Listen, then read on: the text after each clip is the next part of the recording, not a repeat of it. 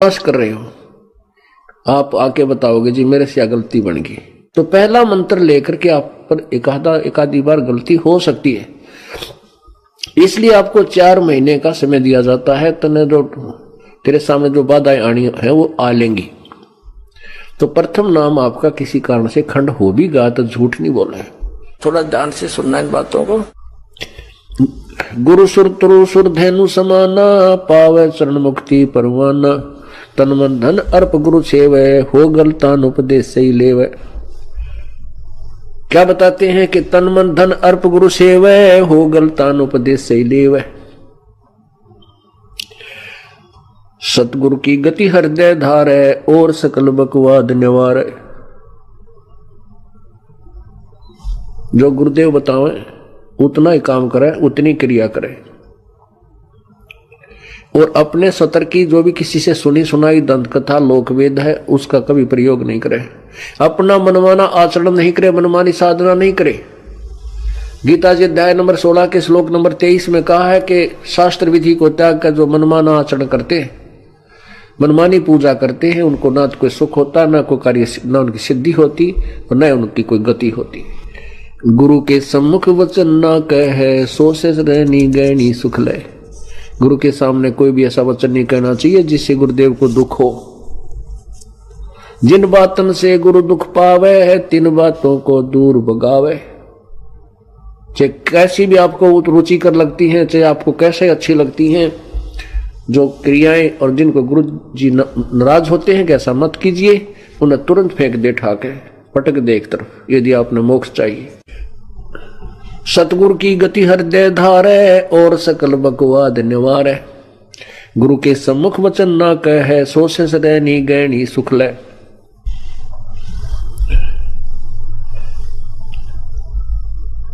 गुरु जी के सम्मुख कोई भी ऐसा वचन नहीं कहना चाहिए जिससे उनकी आत्मा यानी मन को ठेस पहुंचे, क्योंकि गुरु जी को दुख जब होता है जिसमें शिष्य उनके अनुसार नहीं चल रहा।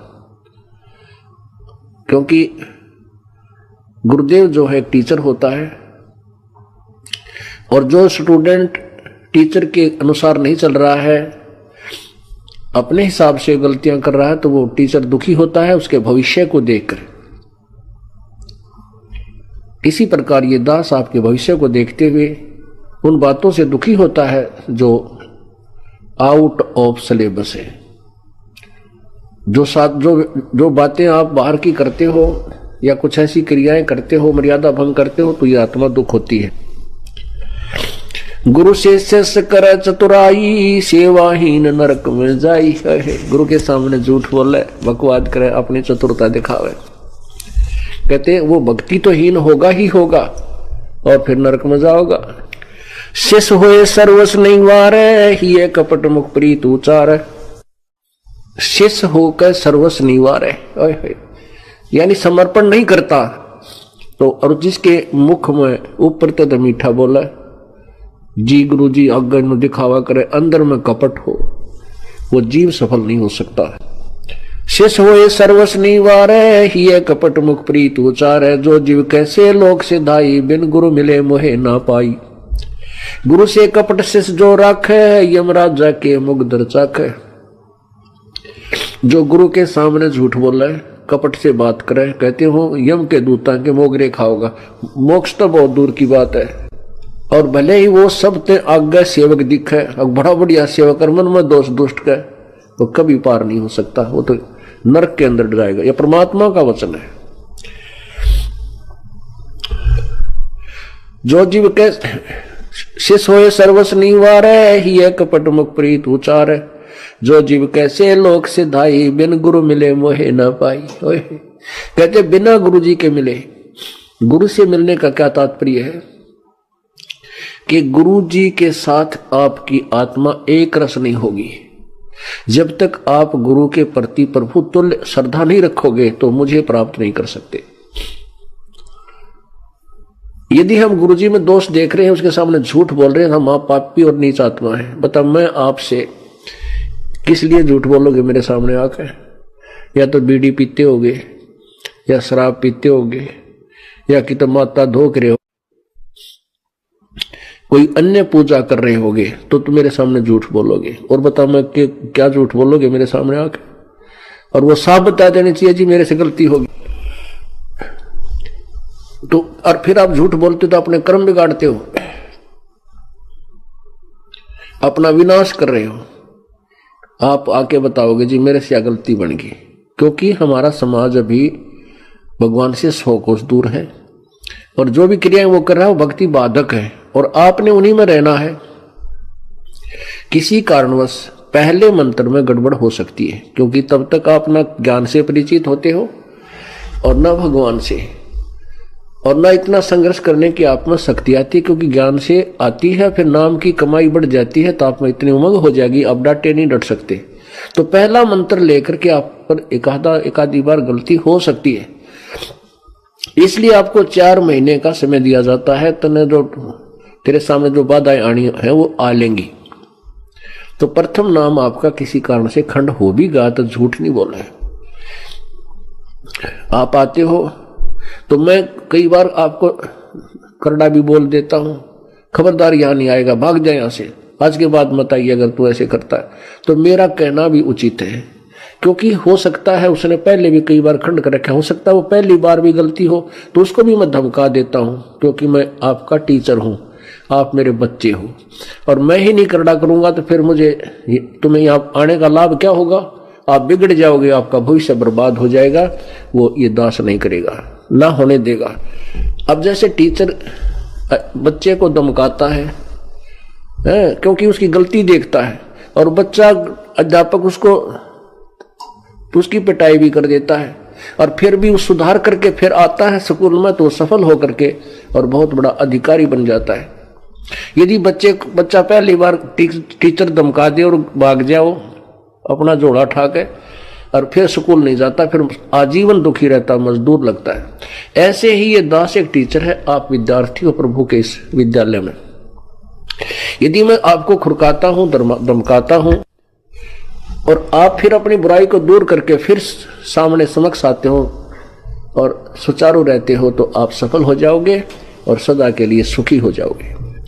तो और फिर आप झूठ बोलते हो, तो उसके विषय में कह रहे हैं भगवान,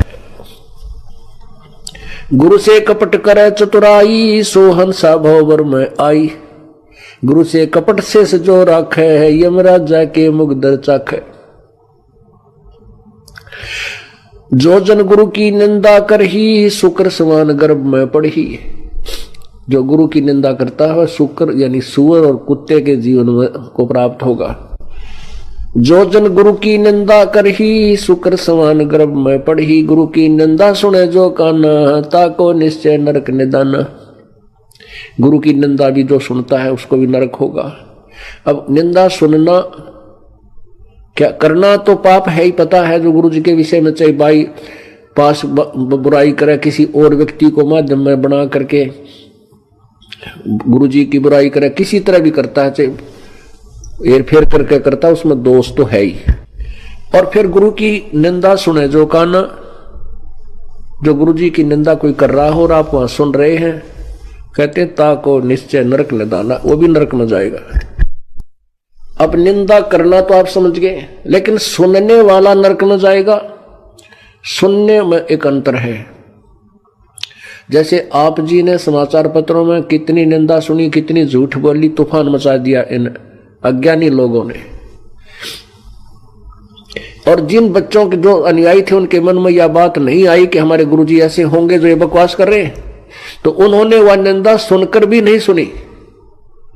और जिन्होंने वो बातें सुनकर के अंदर मन में न्यू आ गया, हाँ जो अवश्य होगा, उसने सुन दी। उसके लिए कहा है गुरु की निंदा सुने जो काना, ताको निश्चय नरक निदान। गुरु की निंदा सुने जो काना, ताको निश्चय नरक निदाना। अपने मुख निंदा जो करही, परिवार सहित नरक में पड़ही। जो स्वयं गुरु शेष होकर गुरु जी की निंदा करता है कि वो परिवार में बैठकर करेगा बकवाद, वो सारे के अंतःकरण में मैल पैदा कर देगा, और दो साथी उसका होगा, उसने भी खोएगा, लेकर डूबेगा, वो गुरुद्रोही हो जाता है। अब परमात्मा कहते हैं गुरुद्रोही की पैड़े पैर जय पग आवे वीर। 84 निश्चय पड़े नो सतगुरु के कबीर। ऐसा व्यक्ति गुरुद्रोही हो जाता है जो गुरु जी के विषय में बकवाद करता है, और उसके पैर पे पैर आपका आ जाता है तो भी नरक में जाओगे। पैर पे पैर आने का मतलब नो नहीं है कि आप वो आगे आगे जा रहा, आप पीछे से उसी रास्ते जा रहे हो, आपके उसके पग पे पग रखा गया, नहीं। पैर पे पैर आना के आप उसी के अनुसार चलना शुरू कर दो, उसकी बातों में हाँ मिलाओगे। कब मिलाओगे? जब उसके निकट होगे, उसके पैर में पैर जब रखा जाएगा, जब आप उसके साथ साथ चल रहे होगे। तो कहते हैं उससे दूर हो जाना चाहिए, उससे बात नहीं करें, चाहे वो घर का सदस्य भी है, उससे आध्यात्मिक विषय में बात नहीं करे। और तो घर में सारी बात बतलानी है, खेत की, कार की, मजदूरी की, बिजनेस की, वो अलग बातें हैं। भगवान के विषय में चर्चा करे, उठ कर चल पड़े। गुरुदेव के बारे में अगर वो बकवास करता है, चाहे कोई भी है। और मान लीजिए कहीं जाने रास्ता नहीं है, आप वहीं एक ही कमरे में रहना है, पति पत्नी है, किसी की पत्नी गाली दे है, किसी का पति दे रहा है, तो भौंकड़ दे उसने, आपके ऊपर कोई असर नहीं हो रहा, तो वो कह रहा है, आप सुन रहे हैं, वहीं बैठे हो, आपके कोई असर नहीं है, तो वो आपने सुनी नहीं।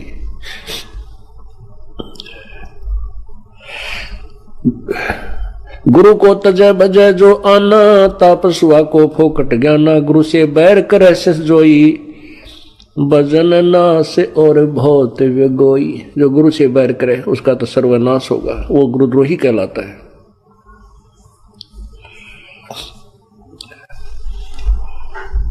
पीढ़ी सहित नरक में पढ़ी, गुरु आज्ञा से सलोप जो करी। चेला अथवा उपासक होई, गुरु सुमुख ले झूठ संजोई। निश्चय नरक पड़े से सोई, वेद पुराण भागत सब कोई। सम्मुख गुरु की आज्ञा धारे, और पीछे ते सकल निवारे।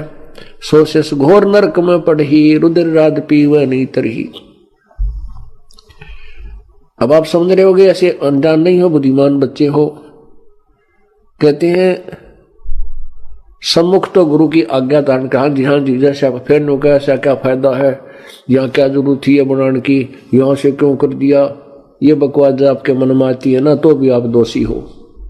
क्योंकि गुरु जी का हर क्रिया में आप संतुष्ट होने चाहिए। आकर के आश्रम में भी कांट छांट छांटने की जरूरत नहीं होती। आपके मन में आपका विषय नहीं है, यहाँ पर ये यहाँ क्यों ये बना दिया, यहाँ ये क्यों नहीं बना दिया। आप तो एक बच्चे हो। और कैसे रहना चाहिए? कुत्ता तेरे दरबार का, मोतिया मेरा नाम, गले प्रेम की रस्सी, जहाँ खेचो वहाँ जाऊं मैं। और तो माने इधर आ, तो करो तो बाज जाऊं। कहने का चल वहां बैठ पीछे, तो करो तो बावणू, और दूर दूर करो तो जाऊं। ज्यों राखो त्यों ही रहूं, जो देवो सो खाऊं। तो पुण्यात्माओं, तब हम भगवान के निकट आएंगे। हमारे अंदर बकवाद है उच्च पोस्ट का, या अधिक पैसे का, या अधिक कोई सत्र मान रहा है उस जाति का, तो आप भक्ति के योग नहीं है। तो यहां पर आपको उसी सत्र में लाया जाता है, एक लेवल में